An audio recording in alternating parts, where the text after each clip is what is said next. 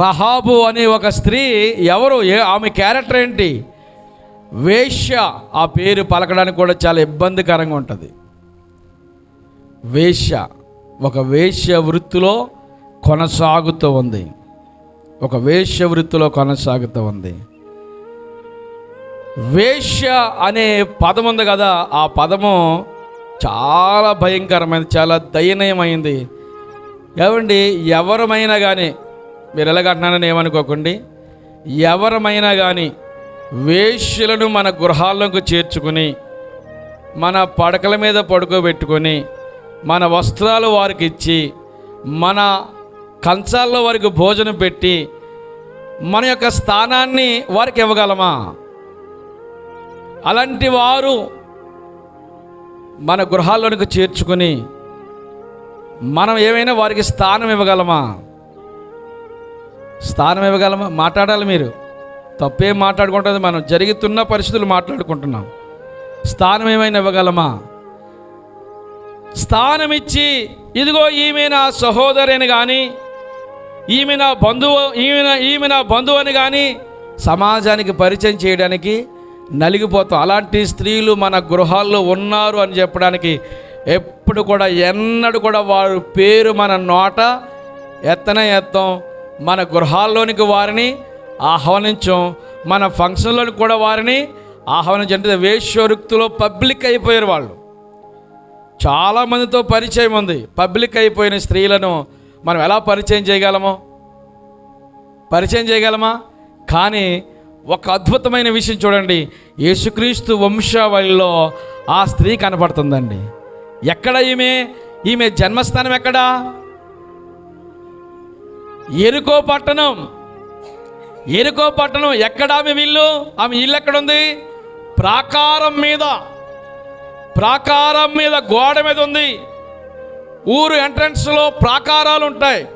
ప్రతి పట్టణాలకి ఆ రోజుల్లో ప్రాకారాలు ఉండేవి. ఎరుకో పట్టణం ప్రాకారం చాలా పెద్దది. 3 రథాలు ఒకేసారి ఏకదాటిగా పరిగెత్తగలిగినంత వెడల్పు, అంటే దీనికంటే ఇంకా వెడల్పు ప్రాకారం, అంత వెడల్పు. ఆ ప్రాకారం మీద ఈమె ఇల్లు కట్టుకుంది. ఎందుకంటే రవాణా దారిలో ఉంది. చాలామంది యెరూషలేము నుంచి, ఇజ్రాయేల్లో నుండి ఎరుకో పట్టణాన్ని వేగి చూడడానికి నిబ్బరంగా ఎక్కడికి వెళ్ళారు వీళ్ళు? ఆ వేశ్య రహాబు అయిన ఆమె ఇంటికి వెళ్ళారు. ఏమండి, ఉన్నదిగా మనం మాట్లాడుకోవాలి. ఆ వృత్తిని ఎవరైనా, నాకు ఆ వృత్తి కావాలి, ఆ వృత్తిలో నేను ఉండాలి అనుకున్న ఏ స్త్రీ అయినా ఇష్టపడి ఆ వృత్తిని ఇచ్చుకుంటారా? ఎవరైనా నాకు ఆ వృత్తి కావాలి అన్నవారు, ఎవరికి ఆ వృత్తి కావాలి చేతనంటే ఎవరైనా ఉంటారా అలాంటి వాళ్ళు? ఎంత భయంకరమైన వృత్తి అది! ఎంత భయంకరమైన శపితపూరితమైన జీవితం అది! ఎంత దారుణమైన పరిస్థితి! ఊహించని జీవితాలు అవి. ఎందుకు ఆ వృత్తిని ఎంచుకోవాల్సి వచ్చింది ఆమె? ఏం జరిగి ఉంటుంది ఆమె జీవితంలో? ఎవరి ద్వారా మోసపోయి ఉంటుంది? ఎవరు ఆమెను అన్యాయం చేస్తుంటారు? ఎందుకు ఆ చిన్న వయసులో అంతటి భయంకరమైన నిర్ణయాలు తీసుకొని ఆ వృత్తిలో కొనసాగుతుంది?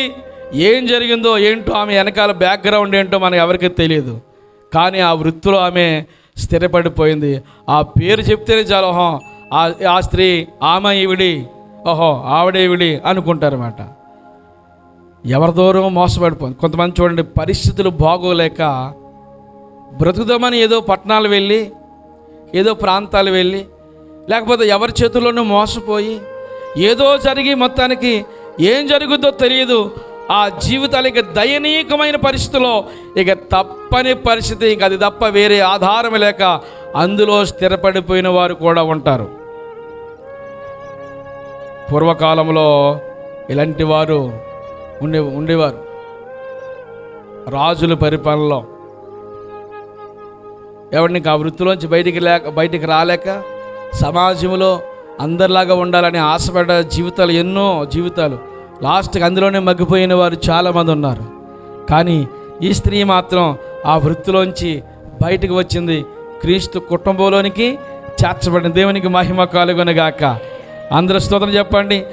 ఎంతటి ఘోరమైన పాపులైనా కానీ దేవుడు ఏం చేస్తాడు అనుకున్నారు? క్షమిస్తాడు.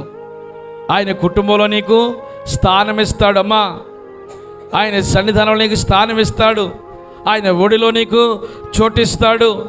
ఒక స్త్రీ చూడండి, యేసయ్య పాదాల దగ్గరికి వచ్చి ఆయన పాదాలు పట్టుకుని కన్నీరుతో పాదాలు కడిగి అత్తరు పూసి ముద్దు పెట్టుకుని ఏడుస్తా గొల్లుమని ఏడుస్తూ ఉంది, నాయనా నేను పాపినయ్యా, నన్ను క్షమించయ్యా పాపిని ప్రభువా అని. ఏం చేస్తూ ఉందంటే బోరుని ఏడుస్తూ ఉంది.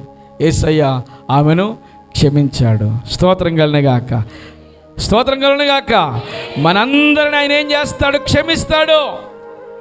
నేను చెప్పే ఒక దైవజనుడిగా సలహా ఏంటంటే, ఎవరిని నిందించకండి, ఎవరిని ఏలు పెట్టి చూపించకండి. నువ్వు పలానా, నువ్వు అది కదా, నువ్వు గతంలో ఇది కదా, నువ్వు ఇలా చేసావు కదా, అలా చేసావు కదా అని ఎవరిని ఎప్పటికీ ఏమి అనకూడదు. అనడానికి వస్తే అసలు యేసుక్రీస్తు ప్రభు అనడానికి ఎన్ని అవకాశాలు ఉన్నాయి.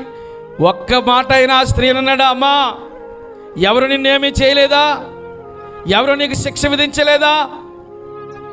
అయితే శిక్ష విధించడానికి వాళ్ళందరికీ పాత్రులు కాదు కనుక వారు వెళ్ళిపోయారు. శిక్ష విధించడానికి అర్హత ఈయనకే ఉంది. ఈయనే శిక్షిస్తాడేమనుకుంది.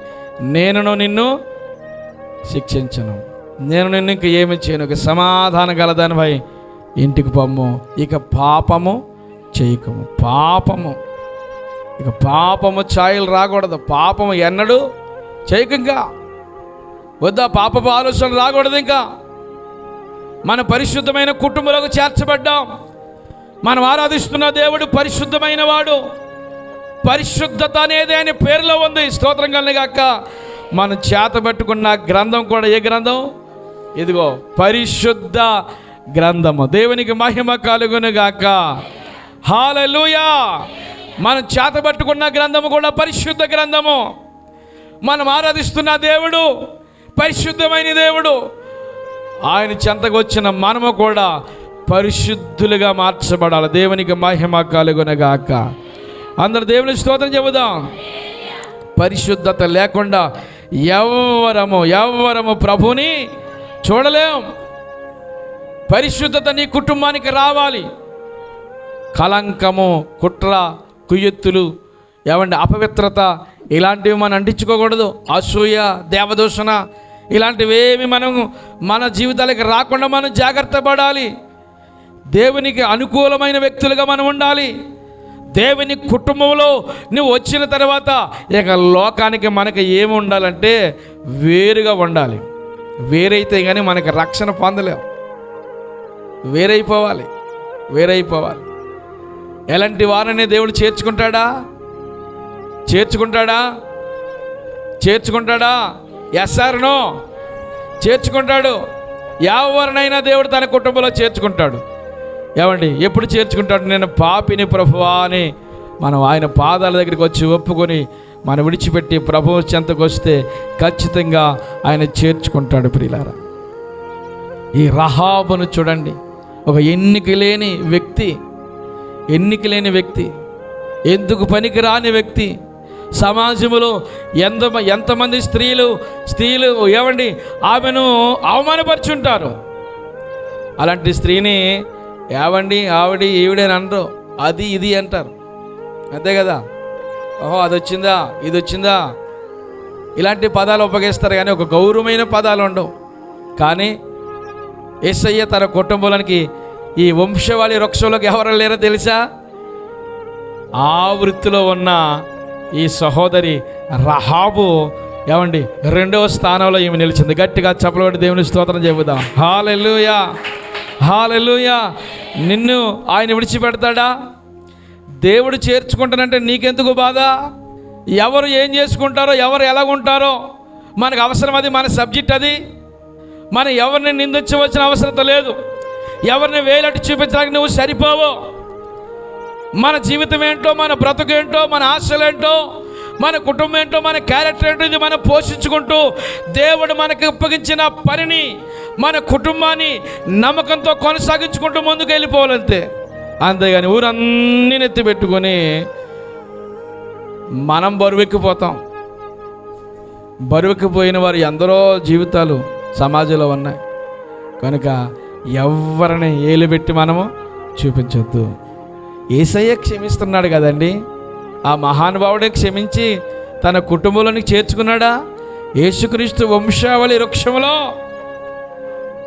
ఈ రహాబు కనిపిస్తూ ఉంది. రహాబు, సల్మాను రహాబునందు బోయాజును కన్యను. బోయాజు ఎంత ఉత్తముడండి.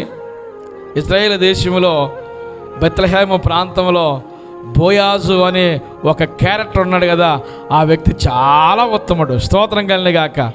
ఎంత ఉత్తముడంటే బోయాజు పేరు చెప్తే చాలు అనేకులకు ప్రశాంతత. అనేకులు ఎంతోమంది వెధవరాళ్ళు వెళ్ళి ఆ బోయాజు పొలంలో సేద తీర్చబడుతూ ఉండేవారు. అందరికీ ఆ పొలంలో అవకాశం ఇస్తూ ఉండేవాడు. అందరిని ఆ పొలంలో చేర్చుకుంటూ ఉండేవాడు. ఎవరిని కూడా ఇబ్బంది పెట్టేవాడు కాదు బోయాజు. ఉత్తముడు బోయాజు అంటే. స్తోత్రం కలిగిన గాక. అలాంటి ఉత్తముడైన బోయాజుకి జన్మనిచ్చిన తల్లి ఎవరు? రహాబు. ఈ రహాబు క్యారెక్టర్ ఎంత ఉన్నతమైన క్యారెక్టర్ ఆమెది. కాదు కాదు కాదు, చాలా నీచమైన బ్రతుకు, ఎన్నిక లేని బ్రతుకు, పనికి రాని జీవితం. సమాజం వెలివేసింది. సమాజం ఏ రోజును కూడా గౌరవించలేదు ఆ స్త్రీని. సమాజము చాలామంది బాధ పెట్టారు. ఏమంటే మనం బాధ పెట్టడమే తెలుసు. ఈ మాట అంటే వారు బాధ పెడతారేమో, వారు ఇబ్బంది పడతారేమో అని మనం అనుకో. మనకి ఏ మాట వస్తే ఆ మాట అనేయడమే. వారు బాధపడతారా, వారు చస్తారా? కొంతమంది చూడండి, మాటలు భరించలేక ఆత్మహత్య చేసుకుని చనిపోయిన వారు కూడా ఉన్నారు. అంత మంచోళ్ళు మనం. మాటలతో చంపేస్తాం సమాజాన్ని. అవసరమైతే నీ మాట ఒక ఔషధంలాగా ఇతరుని బాగు చేసే వ్యక్తిగా మనం తయారు చేయబడాలి. స్తోత్రం కలిగాక. మన హృదయం అంతా దేవుని ప్రేమతో నింపబడిపోవాలి. దేవుని ప్రేమతో నింపబడిపోవాలి మన హృదయం అంతా. ఇక దేవునితో మనం మమేకమైపోయి ఉండాలి, కానీ లోకంతోనూ లోకపు ఆలోచనలతో మనం ఉండకూడదు. స్తోత్రం కలిగాక. స్తోత్రం కలిగాక. చేర్చుకున్నాడు యేసయ్య, తన కుటుంబంలో చేర్చుకున్నాడు ఈ రహాబును తన కుటుంబంలో చేర్చుకున్నాడు. రహాబును తన కుటుంబంలోకి ఆహ్వానించాడు. ఈ వంశవాళి వృక్షంలో ఈ పేర్లు ఎందుకు మగవాళ్ళ పేర్లు, అందరి పేర్లు రాసి ఈ స్త్రీల పేర్లు ఎందుకు రాశాడంటే, లేక ఇంకా స్త్రీలు చాలామంది ఉన్నారు, వారి పేర్లు ఎందుకు రాయలేదంటే, ఈ స్త్రీలను హైలైట్ చేయాలి కాబట్టి.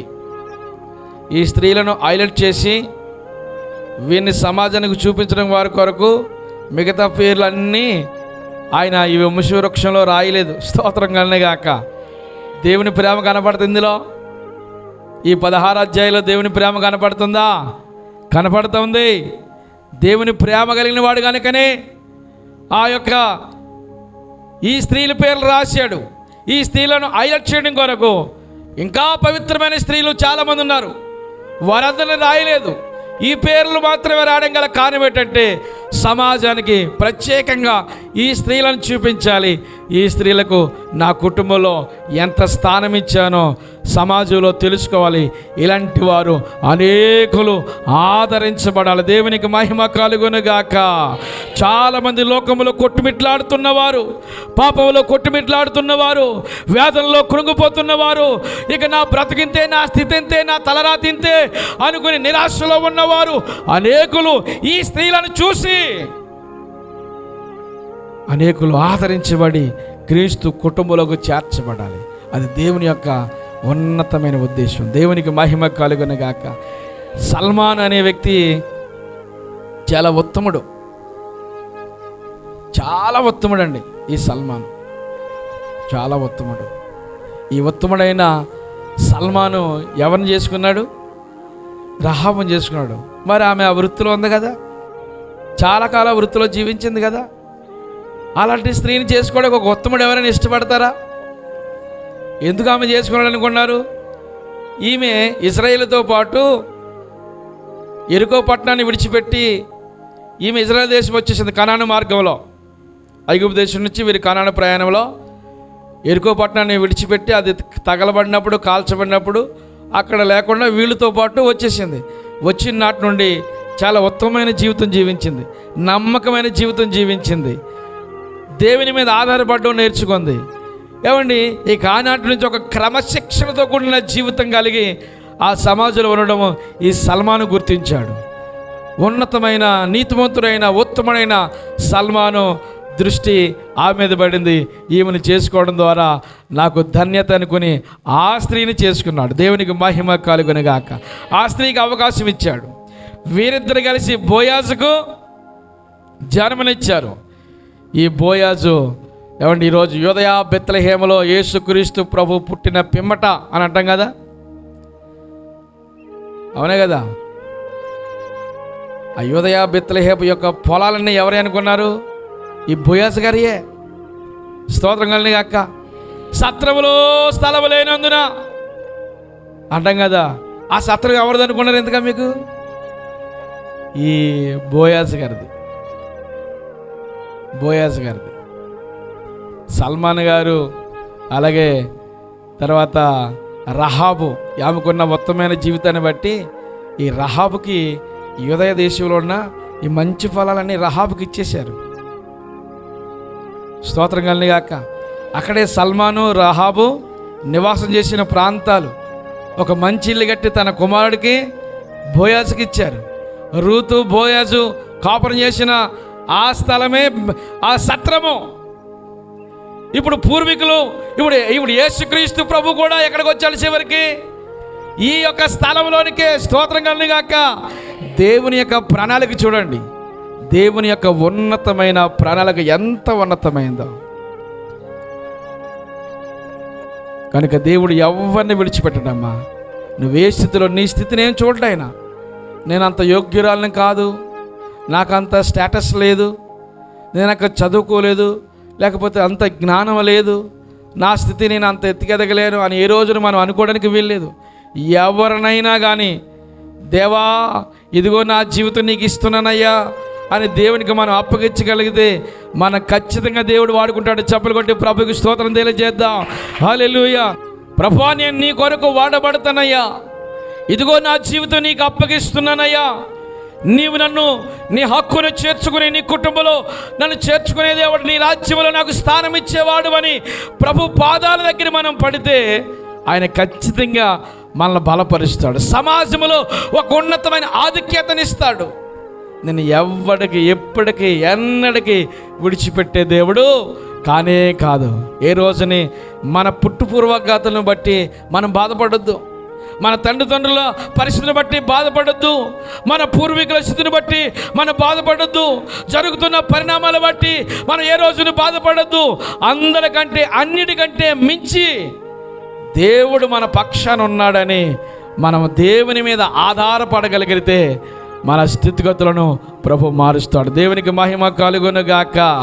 కనుక ఎవరి మీద ఆధారపడాలి మనము? రహాబు తలరాతను మార్చడం లేదా దేవుడు? ఎన్ని రోజులు అనుకున్నట్టు, ఎందుకయ్యా నా వృత్తి ఎందుకు ఇచ్చి, నా బ్రతుకు ఎందుకు, ఇక నాలాంటి బ్రతుకు ద్వారా సమాజానికి ఏంటి ఉపయోగము? నన్ను ఎవరు మాదిరి బ్రతుకుతే ఆ వ్యక్తిలా బ్రతకాలని ఎవరైనా అనుకుంటారా? ఎంత నీచమైన బ్రతుకు! అలాంటి దారిద్రత బ్రతుకుల నుండి బయటికి వచ్చింది. దేవునికి తన జీవితాన్ని అప్పగించింది. తన తలరాతను ప్రభు మార్చివేశాడు. ఈ రోజున ప్రపంచమంతా ఈ రహాబు పేరును జ్ఞాపకం చేసుకుంటూ ఉన్నాం. ప్రపంచమంతా ఉందా లేదా బైబిల్? ఈ బైబిల్ ఎక్కడైతే ఉందో అక్కడ రహాబు పేరు ఉంది. ఒకరోజు ఆ పేరు అరిష్టం, ఒకరోజు ఆ పేరు నిత్యం, ఒకరోజు ఆ పేరు ఎన్నికలేనిది. కానీ ఈరోజు ఆ పేరు ఒక ఆశీర్వాదకరమైంది. చప్పలు కూడా దేవుని స్తోత్రం తెలియజేద్దాం. ఏమండి, ఈరోజు ఆ పేరు ఏమైంది? ప్రపంచంలో పాపులర్ అయిందా లేదా? ఇప్పుడు రహాబు ఒక సెలబ్రిటీ. స్తోత్రం కలిగిన గాక. రహాబు ఒక ఆశీర్వాదము, రహాబు ఒక ఉత్తమమైన జీవితము, రహాబు ఒక నీతిమంతుల కుటుంబంలోకి వెళ్ళిపోయిందండి. కనుక దేవుని మీద మనం ఆధారపడదాం, మనుషుల మీద ఏ రోజును ఆధారపడద్దు. నీ పక్షాన ఉన్నవారు లోకంలో ఉన్నవారి కంటే గొప్పవాడు. ఆయనకు అప్పగిద్దాం మన జీవితాలు, మన దారిద్రత, మన కష్టాలు, మన ఇబ్బందులు, మన బలహీనతలు, ఆర్థిక పరిస్థితులు ఇవన్నీ చూసుకుని మనం నిరాశ చెందుదాం. ఏ రోజు నిరాశ చెందొద్దు. దేవునికి మనల్ని మనముగా అప్పగించుకోవాలి.